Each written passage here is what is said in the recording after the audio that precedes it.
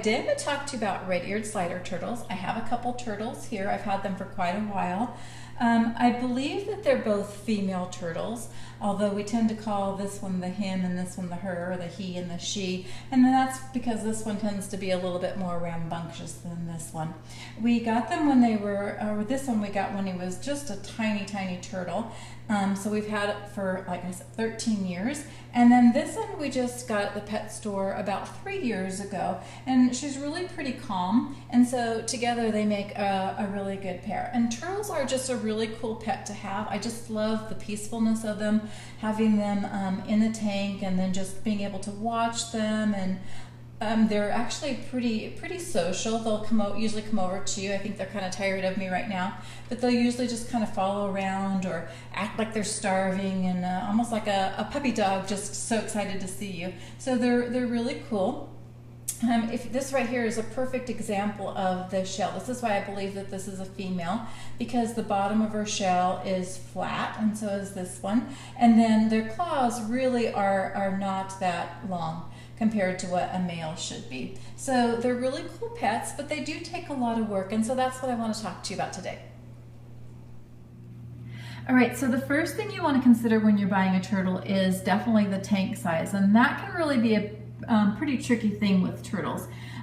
When we got this turtle here, this turtle is the turtle we've had the longest. We've had for about 13 years. My son got him when he was just a tiny little turtle, and so just a regular 10-gallon tank was fine, and that's what most people are going to think. You got a small turtle, small tank, you're good. But the turtles do grow pretty quickly. This turtle we bought about 3 years ago at a pet store, and she was already, you know, not that big, but much bigger.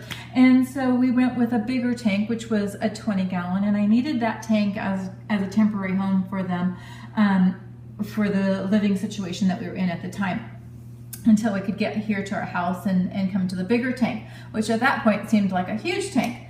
But the turtles have grown over time, and now they're about the size of my hand. Now the size of tank you want is about 10 gallons for each inch size of the turtle. So this is about the minimum size they can be in. They really need to have something bigger, but that's not really a practical thing for most houses. You don't really have the space to have this super huge tank in your home, and so we're gonna have to work around that. And then also those tanks do tend to be kind of expensive, like about $500–600, and that's probably just for the tank. So anyways, a perfect solution would be able to have them outside in a pond, but we live in the desert, so between the heat, the cold, and the wild critters that would love to have them as an afternoon snack, that's not really an option for us either. I think I'm gonna have to get a kiddie pool and just let them go outside for a while and do their extra swimming. But they really like to just kind of hang out anyways. They don't do a lot of swimming. The swimming that they're doing right now is probably the most swimming I've seen them do in a while. They really just like to kind of sit somewhere, hang on something, and then just kind of chill. So they're really cool pets to have. Like I said, here again, perfect example of their shell. So the tank is the first thing that you want to consider. Okay, so one thing you want to do once you have your tank is you want to decide what, if you want to put any gravel or any sand kind of stuff on the bottom, any rocks on the bottom. The problem I have with that is that turtles are kind of messy. The waste kind of gets stuck down and everything, and it's kind of hard to clean. So I prefer just to leave it empty, not have anything down there. They do like having little pebbles that they can just kind of bounce around. So it's not a totally bad thing. It's just really hard for keeping the turtle tank clean, which kind of adds to the odor of your home. So I prefer not to. That's just kind of a choice that you need to make. The other thing that you want to make sure you have in your tank is a basking area. Like I said, we live in the desert, so finding rocks and then just kind of stacking them up, I think makes for a nice look. I've seen people use other things, but that just works for me. And then I just have some little decorations. I would love to have this whole area open so that they could just swim, but like I said, they like to hang on to things, and especially the calmer turtle will just kind of come over here and hang on this and keep her head up. So I would also prefer not to have something blocking the filter back there, but that's kind of her favorite spot, so I'm leaving it for now. The other thing, like I said, filter. You do want to have a filter for your tank. Now, this used to be called the Whisper filter, but I think because people were complaining that they could actually hear a little bit of the motor, that they changed the name. It's called the Tetra retro filter now, but I love that filter, and so I think it is actually very quiet. It is a Whisper. It will depend on whether the filter starts getting dirty. Once the filter is getting dirty, it starts making more noise, and that kind of tells me when it's time to clean the tank or change the filter, which tends to be about every 2 weeks or so. And then also the other time it starts making noise is if the water level gets too low. It actually, another problem for this tank is that it's actually on a rock, because it doesn't really go that high into the water. So I need to make sure that it's the kind of the right level for the water that I have in here. And I also like that it's closer to the bottom so that it will suck up any of the dirty waste from the bottom. So that's the main part of the tank that you want to make sure you have. Your basking area, something for them to hang on to, because I kind of like that, and then your filter. Moss balls are another thing that's really important to have in your turtle tank. I bought these on Amazon, and they actually came 4 in a pack, and they were kind of like dehydrated, and then I just stuck them in the water. And the reason I stuck them in the water this time was because the last time I bought them, I put one in the tank and stored the others, and they got mildew all over them. So I put them in water this time. Like I said, this is 4 for about $9.99. You can buy them at the regular pet store, and they come individually, and they're about $8, which is a little bit expensive. My turtles kind of shred these really quickly, or munch on them. I'm not sure what they do, but they're gone really quickly, and so that's a problem. The moss balls are important to have in the tank because they just really help with the odor. They fight the algae and just really help in keeping your turtle tank clean. So you definitely want to have the moss balls. Another thing that I do, a solution that I do for helping to keep my turtles from destroying the moss balls too quickly is I either hide them behind the rock a little bit, or I use a tea strainer. And what I do with the tea strainer is I just open it up and put a moss ball in there, and then close it back up, and then stick it in the tank, and then they just kind of use this as a toy that floats around. It still does the job. Open it up every once in a while and clean it out. So moss balls, really important to have in your tank. Now, the one thing you want to make sure to have in your turtle tank is some natural lighting so that they can just be basking in the light. So the UVB light is a really important thing to add to your aquarium. You can see this turtle is just sitting here. It's a reptile, so it needs to maintain its body temperature. With the temperature in the actual tank, I don't worry about too much. I kind of keep the house temperature set at a comfortable level, and if I'm going on vacation or whatever, then I know that they're okay. So you don't have to worry about that too much, but the UVB lighting is one thing that you want to make sure that you have. All right, so I wanted to go ahead and show you how I have my lighting set up. This is just in a regular aquarium top that has natural lighting fluorescent in it, and so that kind of gives the tint to the lighting here. I'll go ahead and move this out of the way. I know most people use like a screen on the top or whatever, but this was already here and it works for me, so I'm just kind of leaving it. This is the actual lamp that I use. Inside it's got the Uvb Bulb, and then this was about $10. And then the lamp itself, I had ordered one that didn't come in, so I ended up buying this one at Home Depot for about $7. And I really like that you can clamp it onto the side, and then this moves around, so I can kind of move it to fit the aquarium tank lid.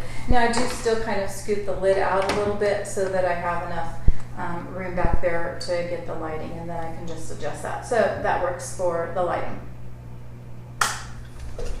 Okay, so again, the aquarium tank I've just moved over to the side, and one other thing that you need to have is the food feeder. So this is an automatic, I think it's Eheim is the brand, and it's an automatic food feeder that you can set to go off automatically 1 to, I think it goes up to 4 times a day, depending on how much you want to feed your turtle, how often you want to feed your turtle. And then this also adjusts to give how much it will feed them. And then if you push this button, then the feeder goes off automatically. So anytime you want to come over here and just feed your turtles, then you can push the button. So this has been really great for when we're away on vacation, even just daily. I don't have to always remember, okay, did I feed the turtles or not? So this is a really great feeder. I've had this one for several years, so it really does last quite a while. And then what's in there is just the actual floating food sticks. And so this is their base. I know you can feed turtles other things, but this is really what I use.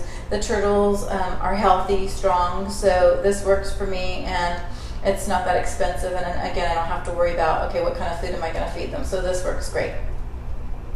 So I've added a couple of the moss balls in there. I did the one with the tea strainer, and the other one's just hanging out in there. I'm going to have to tuck it back behind the rocks before they really discover it's there. But the one other thing that I wanted to share with you is this turtle fix. The turtles are normally very healthy, so I don't really have to worry about that too much. But at one point, the calmer turtle had a little, like a rash almost on the back of its neck, and I thought it was just the shell that was kind of scraping it. And I went to the pet store and they recommended this turtle fix, so I guess that's kind of a common problem, although it's only ever happened one time before.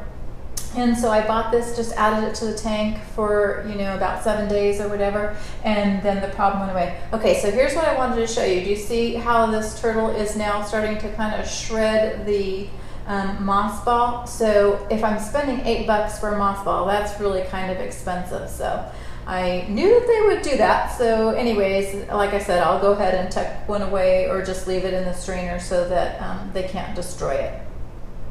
But the turtle fix is something that just to keep in mind in case your turtles are having any kinds of problems with that.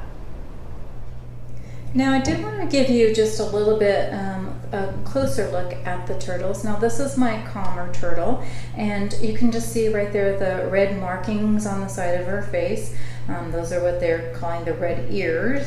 And then just a beautiful creature. Like I said, she's about the size of my hand, and this is the top of the shell. And if you look at the top of the shell, they're just broken up into little sections, and what happens as they grow is these little pieces actually start, the top layers start coming off, just like a snake that would shed its skin. It kind of sheds its little shell pieces. And the bottom of this turtle, you can just see how beautiful that is. You can see the claws are not that long. They're pretty long, but they're not really that long. So just really beautiful creatures. Now, like I said, I believe these are both female, and so on occasion we do see turtle eggs in the aquarium. It's been very rare, but recently we found one, and usually when we find them they're kind of tore up, and this one that we found this time was pretty much intact, so I'm able to kind of show you what that looks like. But you can see this turtle's getting a little bit anxious here. And this, like I said, this is the calmer one. So very beautiful, very cool creatures to have, but they really do take some work. And when you're handling them, after you're finished, you want to make sure and wash your hands really, really well. They do make a little noise. I don't know if you can actually hear the noise that they're making. They do make a little bit of a grunting noise. And so, like I said, beautiful creatures, just really super fun to have, but they do take some work. You really need to consider the daily maintenance of them, keeping the tank clean, being able to change the filters on a regular basis, the tank size. There's just a lot to consider. They're not a creature that you're just going to be able to have in the tank and never worry about again. And then long term, these creatures, like I said, the other turtle I've had it for 13 years already, so they live quite a while. And some people just try to get rid of them by throwing them in a pond, and you don't want to do that. So thanks for watching this video. I hope you enjoyed. Turtle's getting a little bit anxious, so I'm going to go ahead and put her down, and bye for now.